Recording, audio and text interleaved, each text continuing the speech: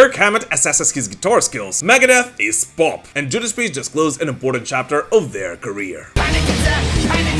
Metal is life and well, so let's see what keeps it going today. Here you go.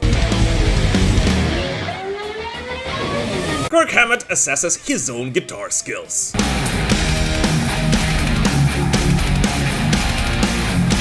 In a recent and a very candid interview, Metallica guitarist Kirk Hammett suddenly gave an assessment to his own guitar skills, saying that after years of playing stadiums, he, and I'm quoting here, should be a lot better than he currently is. I see a lot of people on YouTube and I'm friggin' impressed. Where did I go wrong? Said Kirk, after which added that at this stage he decided to play the way he feels and not the way someone may expect it from him.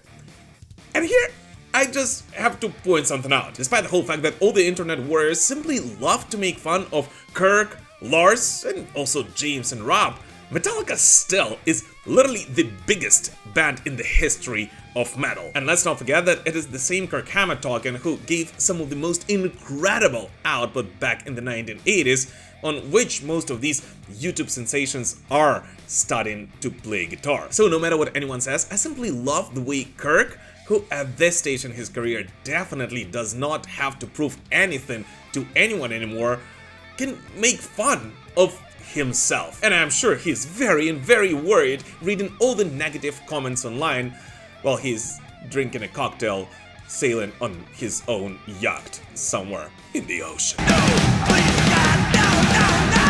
Here, super quick, just want to point out that only around 30% of the people who watch my videos are actually subscribed to this channel. So if you're not one of those, and especially if this is not the first video you're watching here, I would really appreciate it if you would consider subscribing right now. Let's continue building this amazing heavy metal community together. Ghost save rock and roll. This is what dreams are made of.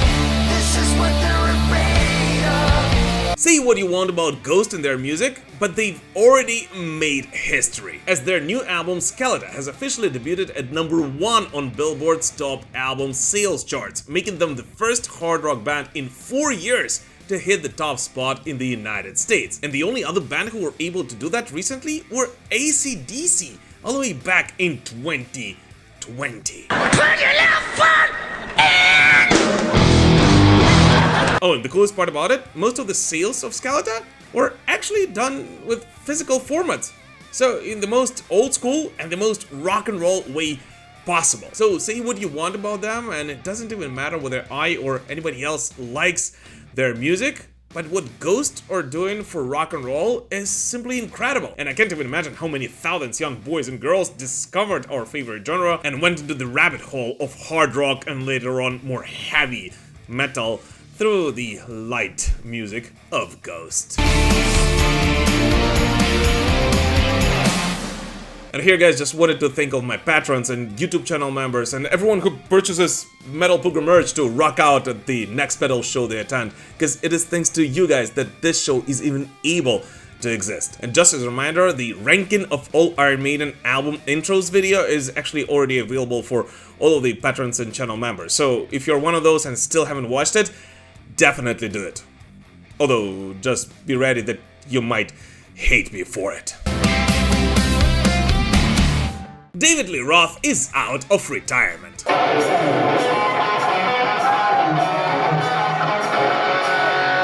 Hold on to your spandex, Diamond Dave is back. This past weekend, David Lee Roth hit the stage for the first time in 5 years with a full-blown 11-song set at the M3 Rock Festival in Maryland. And yes, it was a pure classic Roth, with a lot of Van Halen music and even more swagger.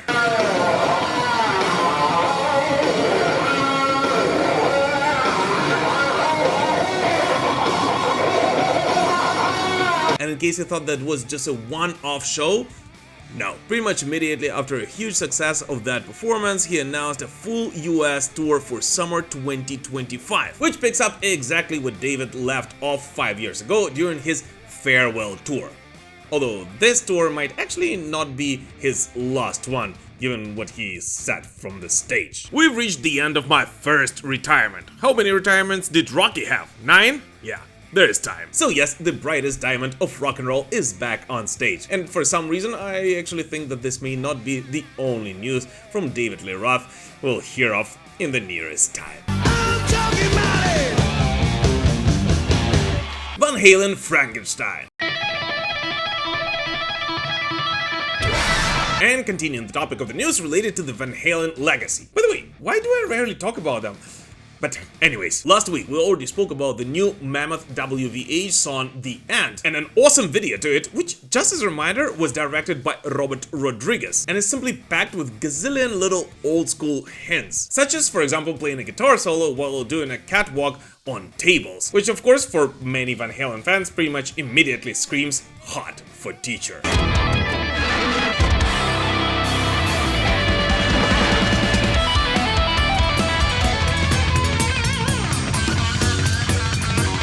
But in addition to all that, this week we also found out that Wolfgang Van Halen has actually paid tribute to his legendary father on this song in another, slightly more subtle way, as he actually used his iconic Frankenstein guitar while recording a part of the song, saying that this was done specifically to feel closer to pop, and so that such an important part of rock history can live through new and new recordings. Which, in my opinion, is a very touchy thing. Orbit Culture's new chapter. Swedish modern metal powerhouse Orbit Culture have just released a new single, The Tales of War. And according to the band, this new song will be somewhat of a bridge between the band's past, part of which will forever remain in the past, and the new chapter of Orbit Culture. And here's the thing, I have absolutely no idea what the new chapter of Orbit Culture will sound like, but what I hear here is freaking awesome.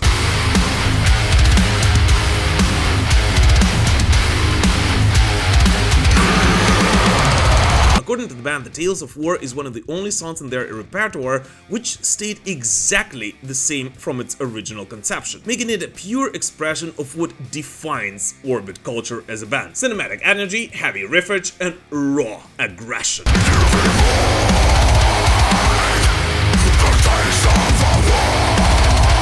And here's the thing, being a classic metalhead I'm quite oftenly asked about the new bands that I listen to. And so this is a great example of one of the newer bands that I absolutely loved since the first moment I discovered them a couple of years ago. And I'm extremely excited for Orbit Culture's new chapter, as I actually believe that this is one of those bands that, if they do everything right, pretty soon will be able to headline some of the biggest festivals around the world.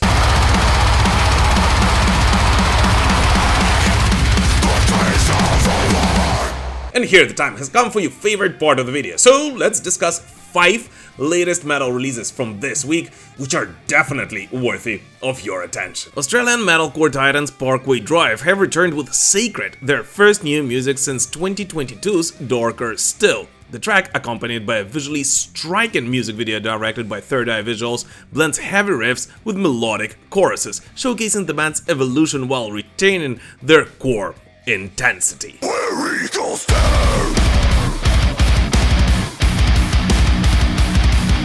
Swedish masters of melancholic metal Katatonia have unveiled Temporal, their second single from their upcoming album Nightmares as Extensions of the Wakened State, set for release on June 6th via Napalm Records. The track balances fragility and strength, with intense verses culminated in a soaring, emotionally charged chorus. So basically gives Katatonia fans pretty much exactly what they all love this band for.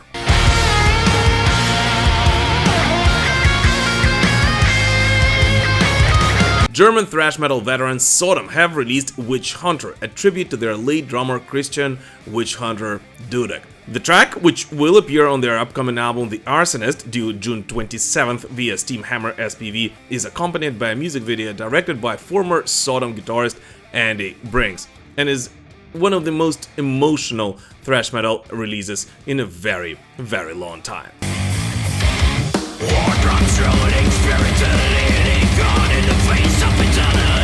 Finnish power metal band Battle Beast have released Lost Goodbye, the first single from their forthcoming 7th album, expected later this year. Inspired by a personal encounter with a cancer patient, this song blends the band's signature energetic sound with poignant lyrical themes.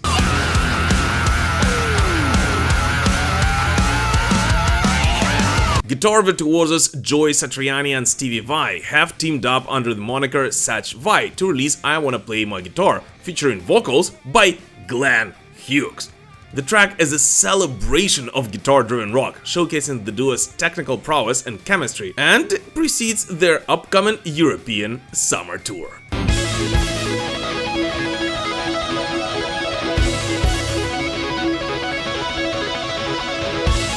Marty Friedman and Pop Megadeth. Just like the Pied Piper, let rats rule the streets.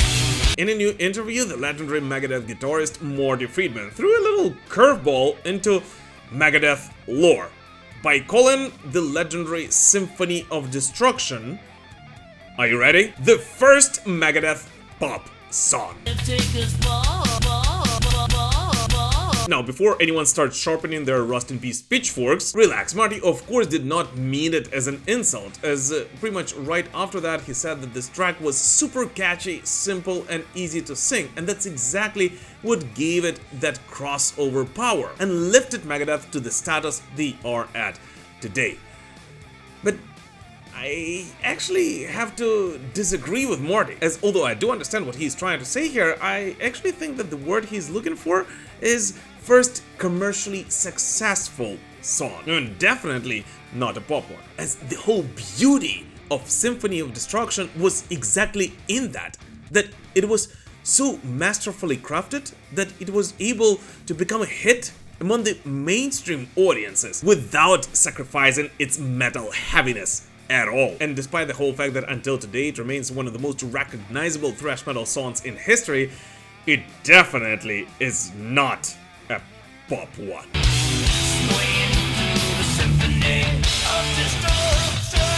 Within Temptation's Invisible Force. Dutch metal legends Within Temptation have released a powerful new documentary titled Invisible Force, in which Sharon and Adel tells the story of her travel to Kyiv and performance at Atlas United Festival in 2024.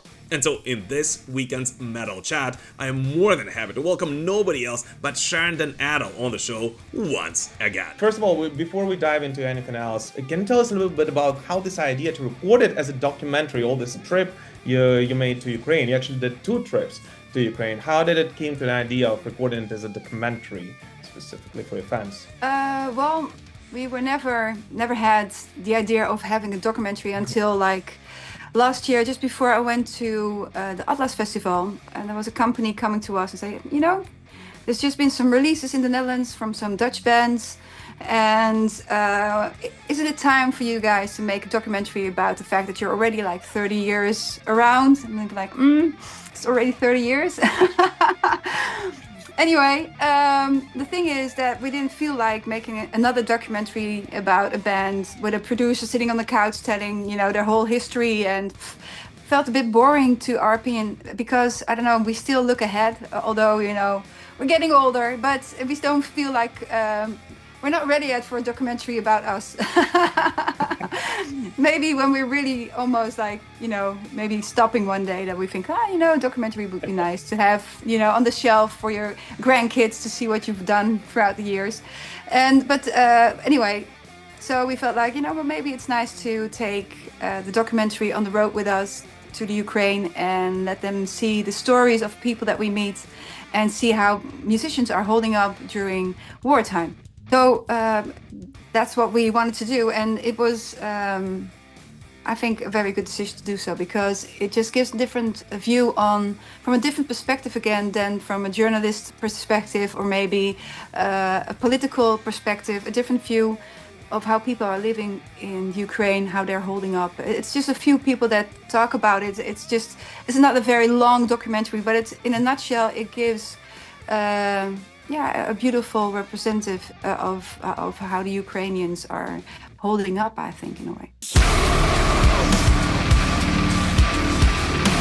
The full interview with Sharon and a very special episode on Invisible Force will be available on this channel very soon, so definitely do not miss it. Even if you're not a fan of Within Temptation, because believe me, it is about much more than just that. But for now, on behalf of all the Ukrainian metalheads, I just want to say thank you to Sharon and Adel and Within Temptation for their unwavering support of my country, despite all the hardships and all the negativity they've been facing afterwards, as this is what metal has always been about.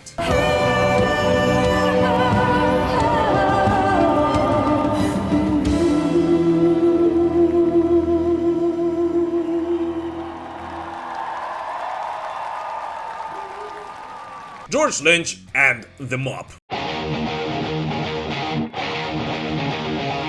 This March, the legendary guitarist George Lynch has finally ended the farewell tour for his long-lasting project Lynch Mob.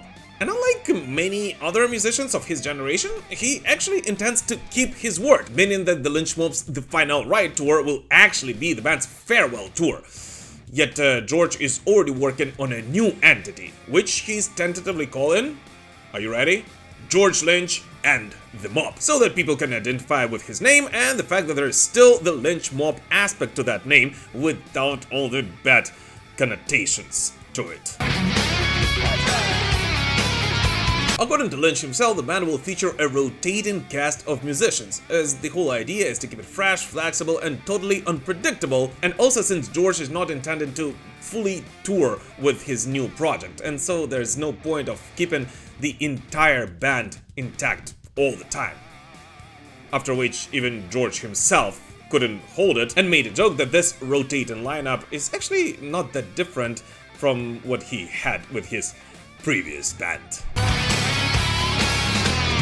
But nevertheless, new music from George Lynch is always a good thing, so I'm actually really excited for him not only to go on the road, but hopefully to even release some new material with whatever project. The Lost Motorhead album. Continuing the celebrations of the 50th anniversary of one of the most legendary bands on the planet, this week Motorhead announced a new release titled The Manticore Tapes, a so-called Lost album from 1976, which, according to the legend, the management has found recently and restored for our pleasure, and which actually is the very first recording of the legendary lineup known to every Motorhead fan as the Three Amigos. The Manticore tapes, set for release for this June, will feature 11 previously unreleased Motorhead tracks. But if you're looking to find something absolutely new there, in all fairness, most likely you won't, as all of those songs actually did make it afterwards on official Motorhead releases. So in reality, this is not really a lost album per se, but rather the lost takes of the legendary early Motorhead songs, which, although in all fairness we've seen a lot in the past years, is still a great way to celebrate the legendary band for all of the die-hard Motorhead fans. Oh, and by the way, talking about Motorhead, I just released a special episode for this Motorhead Day to celebrate the most influential and the greatest song Motorhead have ever written. And no, it is not Ace of Spades. So if you still haven't watched that episode, you should definitely do it right after watching this video.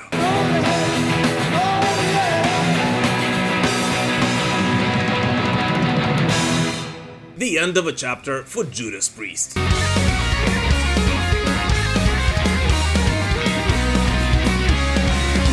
After months of non-stop metal mayhem, this week Judas Priest have officially ended their massive Invincible Shield World Tour. And the numbers Rob Halford posted speak for themselves. 99 shows since March 2024, 32 countries visited, over 1.2 million fans in attendance, more than 90,000 miles traveled, basically one show every 4.3 days, and absolutely zero signs of slowing down. For a band that has been doing this for 56 years.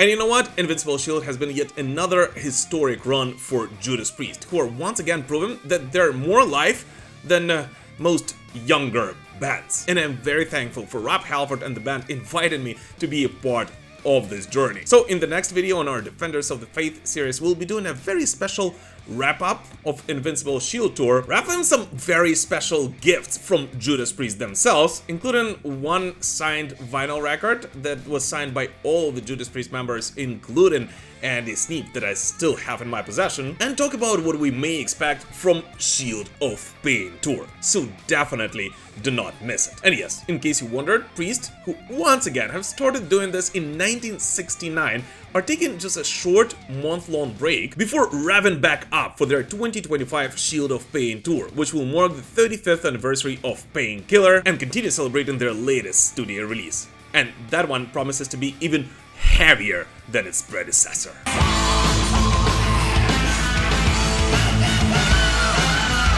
But anyways, what new music did you listen to this week? Please let us know in the comments. As always, thank you so much for watching this video, guys. Please don't forget to like it, comment under it, spread the word about the channel, and of course join our communities on Instagram, Facebook, X, Threads, Discord.